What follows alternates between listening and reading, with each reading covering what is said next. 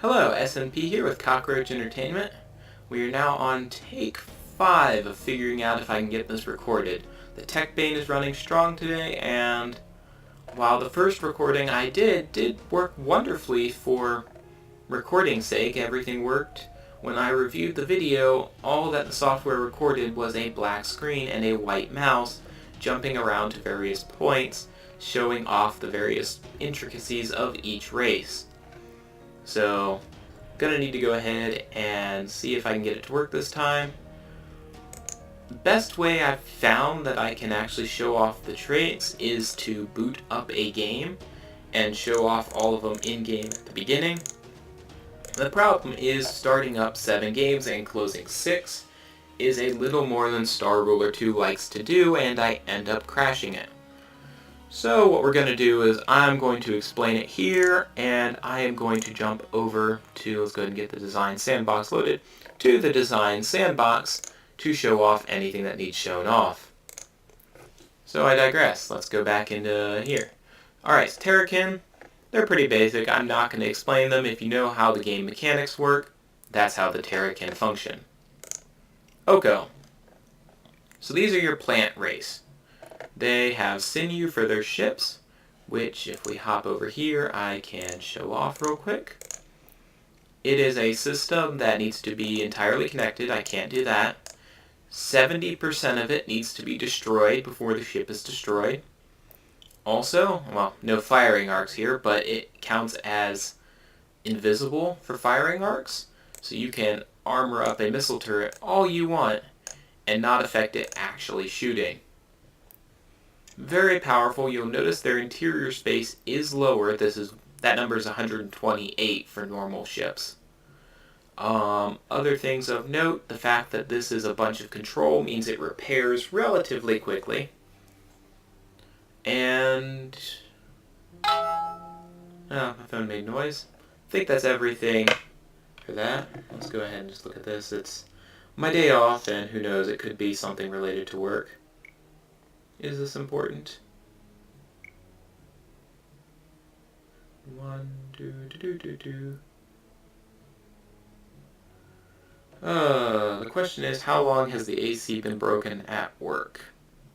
That I don't know. I didn't even realize it was broken.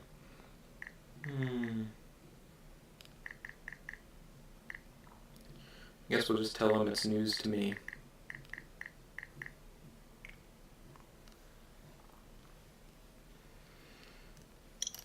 Alright, I hope I don't end up in a texting conversation, but he is kind of my boss, and I did kind of get a raise the other day. So, I guess I should pay attention to it. Alright, digress. Sinew, we've got it all. There we go. Back out to the new game screen. Alright. They don't get cities. Instead, they have stalks, which are a single structure that you build on a planet. They don't have any preferred terrain, so they can be built anywhere you want, be it lava field or underwater. What's not mentioned here is that they get cheaper colonization, because rather than a long string of colony ships, like say Tarakin, they have a single sporling that goes from one planet to another planet, and when it gets there, there's a billion population. So, very nice. Helps save on late game colonization or mid game colonization when you're spamming out colonies to everywhere. Alright, Hunan. These guys remind me a lot of the Borg from Star Trek. They get the mainframe, which, while unarmed, it's got a fair amount of health and buffs every fleet that is near it. And there goes the phone again. 1 second.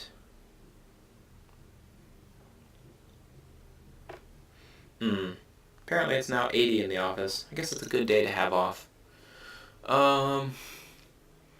So, where was I? Mainframes. Alright, they also get the ability to scan anomalies within your trade range, which is one system, any system that is next to a system you have colonized.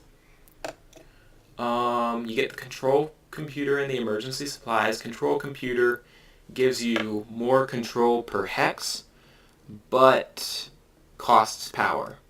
So I'm not going to go show that off, but that's what it does. You also get the emergency supplies, which are energy for supplies, pulling from your empire's energy reserves. Yeah. While this is a fairly simple thing, there's multiple ways to play it. One is to have mainframes built around various systems so that you've got just general defense coverage, but then you probably want an offensive mainframe, because otherwise mainframes move, but they are slow enough that you can say that functionally they are immobile. So the way you get around that is you use FTL via a gate, slipstream, or fling beacon to drop them off in whatever system you are getting ready to attack, and you move a mainframe with your attacking fleet. That buffs your fleet up and allows them to take on ships and fleets that otherwise they would have a hard time dealing with. So the converse, if you're having to fight the Hunan, really focus on taking out that mainframe first, because once you get rid of it, their fleets it'll just be mop up. Alright, next up, Fae. They do not unlock the technology to make those. They just unlock the system. The reason that is important, I'm going to jump down here to shrines. The Fae start with shield generators and shielding technology unlocked and ready for research. So, yeah, very nice. It doesn't mention it here, but you can quickly start researching up shields and get some very powerful shielded ships out and going. Alright, so now back to order. They get the altar. Your first planet starts with an altar on it, also starts at level 1 by default. It is useful to note that the altar does not make a planet level 1. The altar, when it is built, it's a structure that you plop down onto a planet. It removes all native resources. So, native fish, well, you just sacrificed them. Fruit, you burned it all. Water, boiled it or something.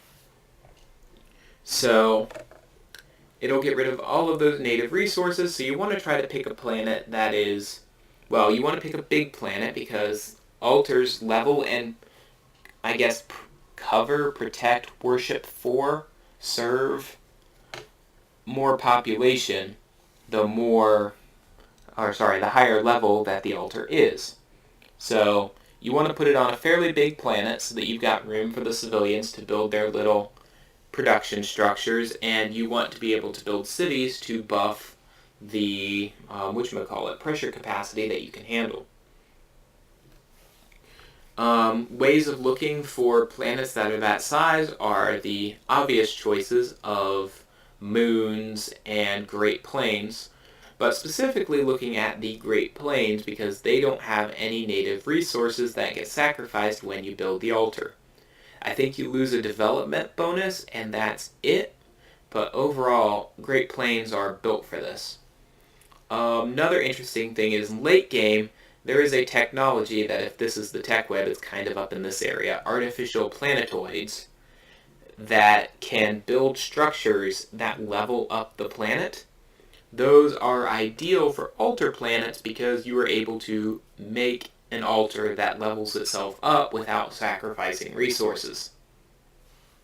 Then final little note is you get one increased max population per planet level. So a tier 1 planet normally holds 3, it holds 4. A tier 2 holds 2 extra. A tier 3 holds 3 extra. So you generate a little bit of extra money, which is very nice. Can run into problems because of this whole godless thing, which decreases the resource production of the defense production et al. And decreases the strength of your fleets. If you have this for a little time, it's not a problem.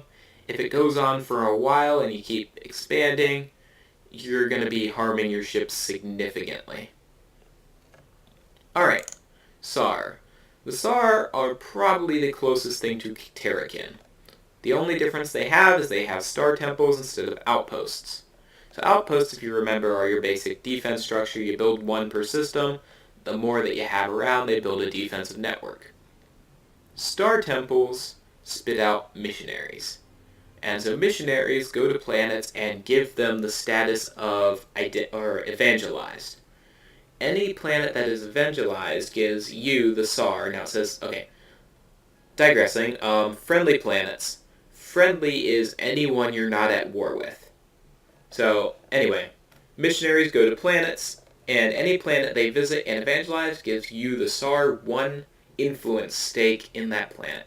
So, influence for the influence generation and diplomacy. Also, if it visits a quote-unquote friendly system, then you get 10% of that planet's income to you.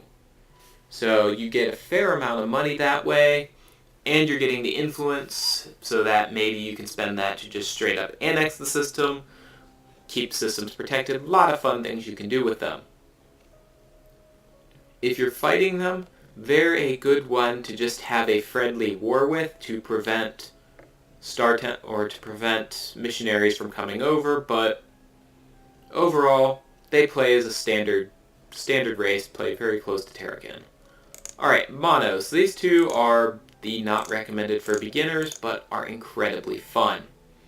So the mono build their population. Now, all population generate labor, so the downside is you're spending money for population instead of ships or buildings. You do get to transfer your population from one planet to another for FTL energy, and you do get a structure you can build that will generate FTL energy. You don't need food or water, but you still want those planets so that you can terraform them. And then once you get them to level 1 planets, well, immediately you can get a level 1 resource and start that planet earning money, but it allows you to very quickly level up your other planets. And the reason you have to generate all this money is all of your, well, aside from your population costing money, all of your shipyards and you can't use shipyards or dry docks, so the fact that they're all useless doesn't matter, because you can't build them. So, yeah, you can't use them, so all ships have to be built within one budget cycle. So you need to be generating money if you're going to try to build larger ships, or you just have to satisfy yourself with a bunch of smaller ships that you can Zerg rush or something like that with. Alright, and then, let's see, was there anything else? Other than that, they play very much like a standard race, aside from the fact that they change all of the mechanics. They don't get any special technologies or anything. Alright, so the Nil. The Nil, they are the most different race from the Tarakin. They do not use planet surfaces. Instead, they build habitats built by motherships. Motherships are giant, well, the first one that you get is a giant 1,000 size ship. Now, this means they are hard to kill and have quite the firepower. They can only shoot within your own systems, though, so you can't send them out to nuke everyone else's homeworld. But, where was I going with that? That's right. They do not use supply for their weapons. So they can shoot all they want and not have to worry about supply. So a lot of my mothership designs are very heavy on torpedoes or other weapons that typically eat supply, but doesn't matter because it's a mothership. Also, the mothership hull, let's go ahead and look at that real quick.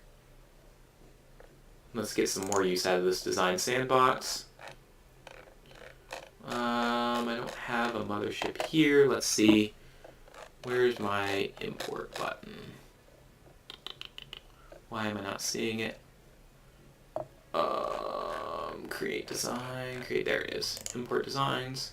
Alright, Vundaf are all actually in a folder, so let's quickly just obsolete all of them.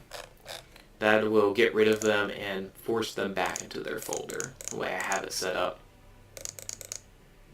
Actually, I'm not really attached to anything here except the Dwarn I've not made a folder for. They're one that I was working on initially. A lot of this is cleanup I never did after the design video. Alright, so import designs. I think it's the Maloran. Maloran Mother. There she is. Alright.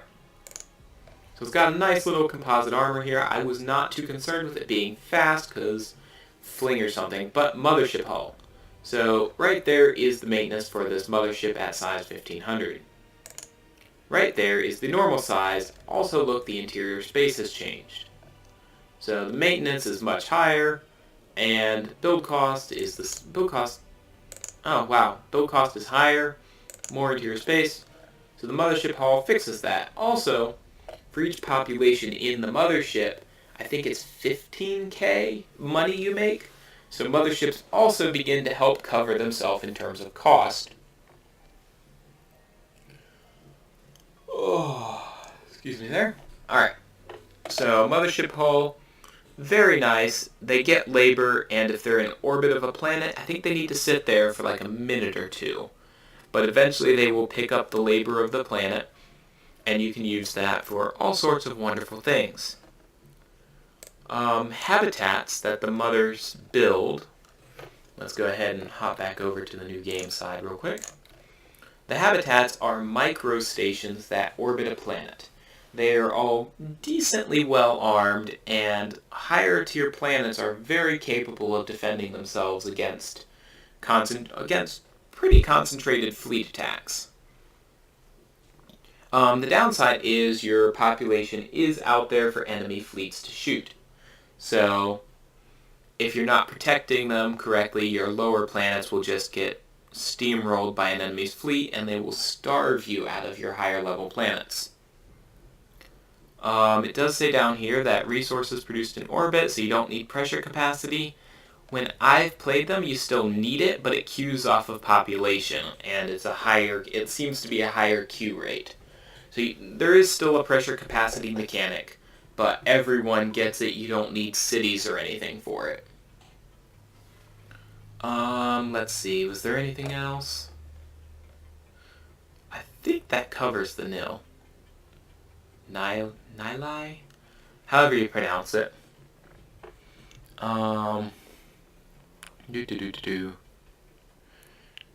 Yeah, I think that's everything. I think I've covered all of the races and each of their own little intricacies. At the end of the last video, you guys were saying you wanted to play through, and I am completely willing to do that. I really like playing this game. Like might be too nice of a term. I really love playing this game. It's one of the better 4Xs I've played out there. And so I am completely willing to do that. I will leave it up to you all. You can just pick one of these races, pick one you want to see in more detail, and I'll definitely do one playthrough, who knows, maybe more. But yeah, go ahead, leave that in the comments. If I see one or two, if you guys can agree on something, if there's multiple, I'll take my pick. And yeah, thanks for watching. Cockroach Entertainment out.